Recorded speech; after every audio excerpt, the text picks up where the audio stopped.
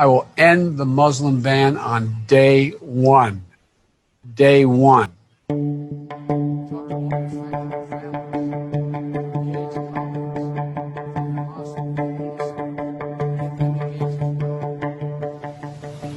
Hadith from the Prophet Muhammad instructs, whomever among you sees a wrong, let him change it with his hand. If he is not able, then with his tongue. If he is not able, then with his heart. I'm an Air Force veteran, I'm an Army veteran. We're just wondering why we should vote for someone who voted for a war and enabled kill thousands of our brothers and sisters. Countless Iraqi civilians. You enabled that war. You also gave a medal to a man who enabled that war and caused that war. Your blood is on your hands as well. And you're disqualified. You're disqualified. My friends are dead because of your fault. So is my son, who was in Iraq. Okay? For years. That doesn't matter, right? You don't think it matters to me. It matters a lot to me. I'm sure it does. I'm sure it does. Okay, And I'm not going after your son. you better know. I'm not. No, I'm not going after your son. You are disqualified, sir. Disqualified. The blood is on your hands. Blood is on your hands. No. My brothers and sisters died in Iraq and Afghanistan, and he enabled that to happen. He enabled that to happen. He is disqualified. He is disqualified. No way he can be president. They are dead. Millions are dead in Iraq. He will not be allowed to be president. Disqualified. Trump is more anti-war than you. Fucking bullshit. Fucking imperialist. We actually fought in your damn wars. We fought in your wars. You sent us to hurt civilians. We hurt civilians. You pushed us out to do it. 12, 11, 10, 9, 8, 7, 6, 5, 4, 3, 2, 1.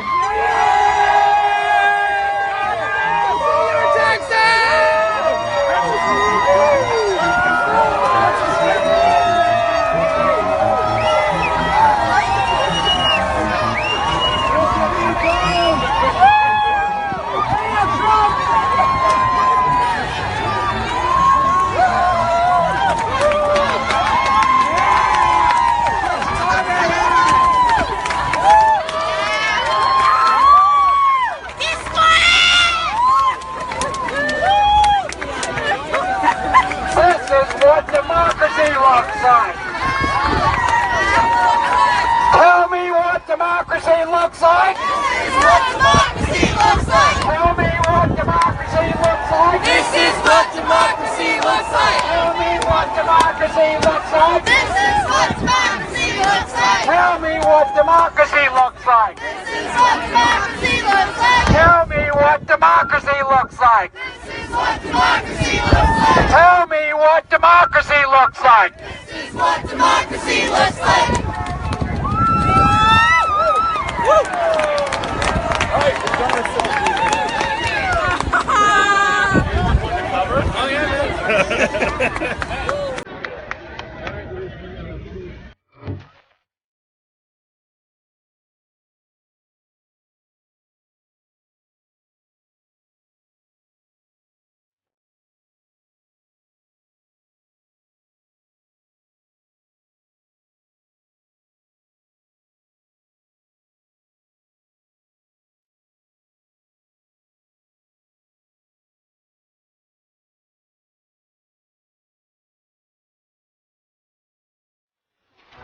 सभी इंसान हैं, मगर फर्क सिर्फ इतना है, कुछ जख्म देते हैं और कुछ जख्म भरते हैं।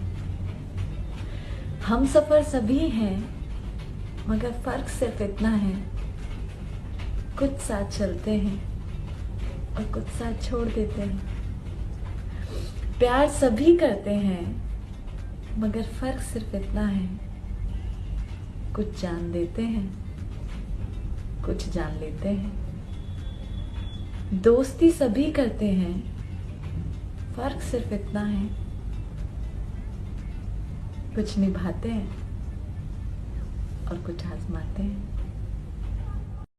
हाँ जी, बाहर जाना बाहर भी आ गए, सैट होना सैट भी हो गए, घर लेना घर भी ले लिया, बच्चों नूं वधिया एजुकेशन देनी वो भी देती, हुण बच्चे विआहने वो भी विआहते, पोते पोतियां भी चाहिए वो भी रब ने देते, ते हुण की होया, हुण हो गए असी बुढ़े, गोडे गिट्टे चलदे नहीं, डॉक्टर की कहंदा इत्थे नहीं जाना उत्थे नहीं जाना, आ नहीं खाना आ नहीं पीना, जिंदगी कित्थे जी आपां जी नहीं। सो इस करके है ना गोरियां वांगू जिंदगी जी लो अपनी जिंदगी, बुढ़ापे च किसी ने नहीं पूछना, केयर होमां च जाना, कमाई भी करो, घूमो फिरो भी, दुनिया देख सकते हैं ना, तो जरूर देखो, हर एक चीज़ खाओ खा सकते हैं, तो जिंदगी ताकि सानू बुढ़ापे में आके है ना ये ना महसूस होवे बैड ते पिया नूं कि असी आ नहीं देखा असी ओ नहीं खादा, जिंदगी रज के जी लो, मुड़ के नहीं मिलनी ये। अस्सलामुअलैकुम। रुलाने में अक्सर उन्हीं लोगों का हाथ होता है जो हमसे हमेशा ये कहते हैं तुम हंसते बहुत अच्छे लगते हो। वक्त का पता नहीं चलता अपनों के साथ, लेकिन अपनों का पता चलता है वक्त के साथ। बड़ी जल्दी सीख लेता हूँ मैं जिंदगी का सबक, गरीब आदमी हूँ बात बात पर जिद नहीं करता, दूसरों से जलने वाले हम नहीं नफीस भाई, मगर हमसे जलने वाले भी कम नहीं। अस्सलाम वालेकुम। साहब, नाम और बदनाम में क्या फर्क है? अस्सलामुअलैकुम नफीस भाई, नाम आपको खुद के दम से कमाना पड़ता है और बदनामी लोग आपको कमा कर देते हैं। वो ही मुर्दा नहीं जिसमें सांसें नहीं, वो भी एक मुर्दा है जिसमें इंसानियत नहीं। मुल्क कुछ इस तरह से बदलने लगा है कि लोग गाय भैंस को चराने में शर्म महसूस करते हैं और कुत्ते को घुमाने में फख्र महसूस करते हैं। गांव में नीम के पेड़ कम हो रहे हैं और घरों में कड़वाहट बढ़ती जा रही है, जुबान में मिठास कम हो रही है और जिस्म में शुगर बढ़ती जा रही है। वो क्या किसी ने खूब कहा है कि जब किताबें सड़क के किनारे पर बिकने लगें और जूते कांच के शोरूम में, तो समझ लेना लोगों को इल्म और शऊर की जरूरत नहीं, जूतों की जरूरत है। तो जनाब, अमेरिका की आवाम तो जाग गई और उन्होंने 4 साल में ही सदर डोनाल्ड ट्रंप की बुरी तरीन कारकर्दगी से मायूस होकर उनको बुरी तरह मुस्तरद भी कर दिया। लेकिन अगर कोई नहीं जागा तो वो थी 40 साल से अपने ऊपर एक मखसूस सियासी जमात का जुल्म बर्दाश्त करने वाली कराची की आवाम। ये आवाम जब भी नहीं जागी जब अंग्रेजों के ज़माने से ट्राम और सर्कुलर सिस्टम चलने वाले इस शहर से 90 की दुहाई में सर्कुलर सिस्टम ही छीन लिया गया। ये शहर कराची उस वक्त भी नहीं जागा जब 1974 में भुट्टो साहब की कलम की एक जुम्बश से इस सूबा सिंध में एक अनोखा तरीन कोटा सिस्टम राइज किया गया, जिसके बाद से जब से लेके अब तक इस शहर में मेरिट का कत्ले आम होता रहा है। और अफसोस कि ये शहर कराची उस वक्त भी नहीं जागा जब इसकी गलत गिनती की गई, सिर्फ इस डर से कि कहीं ज़्यादा कॉन्स्टिट्यूंसीज बन गई सही गिनती होने के बाद, तो कोई एक सियासी जमात कहीं इलेक्शन जीत गई तो इस सूबे पर राज ना करना शुरू हो जाए। ये शहर कराची उस वक्त भी नहीं जागा जब इस शहर के एक एक इलाके से पानी छीन लिया गया, जब के इलेक्ट्रिक जैसे इदारे इस शहर को लूटते रहे। और उससे भी ज्यादा अफसोस की बात यह है कि ये शहर कराची उस वक्त भी नहीं जागा जब कल की तारीख में ब्लूमबर्ग जैसा खबर रसा इदारा एक खबर शाया करता है कि कराची दुनिया का तीसरा बड़ा तरीन शहर में दुनिया की बदतरीन ट्रांसपोर्ट सिस्टम है, जिसकी वजह उन्होंने इस शहर की सियासी यतीमी बताई। और फिर आज एक और खबर आती है कि सिंध हुकूमत ने पिछले साल 3 करोड़ लोगों की आबादी वाले इस शहर में 10 एयर कंडीशन बसेस मुतारिफ कराई थी, जो कि वसाइल ना होने की वजह से उन्हें बंद करनी पड़ गई, जिसे गलती से शेयर करने की मैंने जुर्रत कर ली। तो मेरे एक मासूम भाई ने कुछ इस तरह मुझे आकर लिखा कि वो दुआ करते हैं कि मुझे दिल का आर्जा हो ताकि मैं सिंध में NICVD जाकर अपने दिल का मुफ्त इलाज कराऊं। फिर वो दुआ करते हैं कि मुझे जिगर का आर्जा हो, जिसके बाद गंबट के अस्पताल में जाकर मैं अपने जिगर की मुफ्त पेवनकारी कराऊं। तो मेरे इन मासूम भाई को मुझे बताना बहुत ज़रूरी है कि चाहे कोई भी हुकूमती इदारा हो, वो जब मुफ्त में इलाज करता है तो वो पैसा हुकूमत अपनी जेब से नहीं देती, ये आपके ही टैक्स का पैसा होता है। तो और उनकी याद दहानी के लिए ये भी बताना बहुत ज़रूरी है कि कराची वो शहर है जो सूबा सिंध का 95% रेवेन्यू जनरेट करके देता है। तो ये जो गंबट और NICVD में भी मुफ्त इलाज हो रहा है ना, तो मेरे भाई इसमें भी कराची का पैसा लगा हुआ है। और सिर्फ यही नहीं, पूरे मुल्क में जितने मेगा प्रोजेक्ट्स हैं वो वहाँ कराची की ही आवाम का पैसा लगा हुआ है। उसके बाद मेरे भाई लिखते हैं कि जब मैं इन तमाम बीमारियों से शिफायाब हो जाऊंगी तो वो दुआ करेंगे कि मुझे कोई और बीमारी हो जाए। तो मेरे भाई आप दुआ करें कि कराची की आवाम सोती ही रहे। अगर उन्हें अपने साथ होने वाली ज्यादतियों और महरूमियों का अंदाजा हो गया तो 2011 में नेक्स्ट।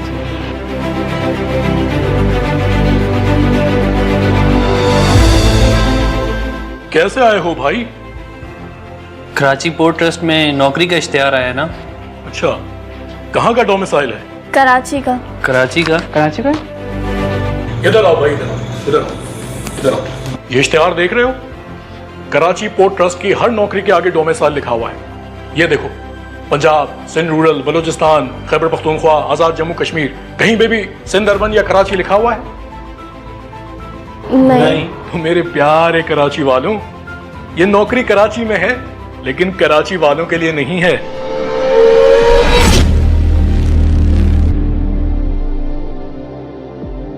अभी 1100 अरब रुपए का लॉलीपॉप दिया है, वो खत्म नहीं हुआ क्या? आखिर कराची और सिंध वालों का हक कौन?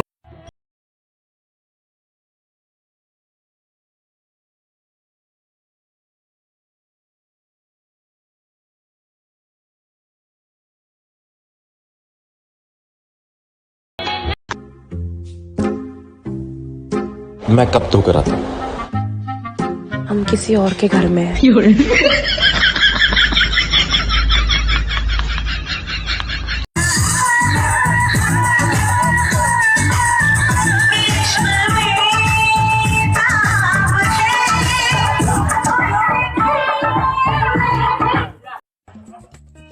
मास्क नहीं पाया, मास्क नहीं पाया, मास्क मास्क मास्क दे, मारेगा जब भाई तुझे।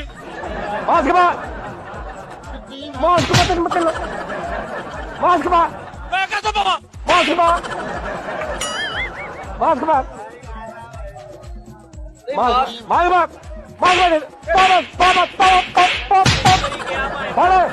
मिसाल बयान की जाती है, उसे गौर से सुनो कि जिन लोगों को तुम अल्लाह के सिवा पुकारते हो वो एक मक्खी भी नहीं बना सकते, अगरचे उसके लिए सब इकट्ठे हो जाएं।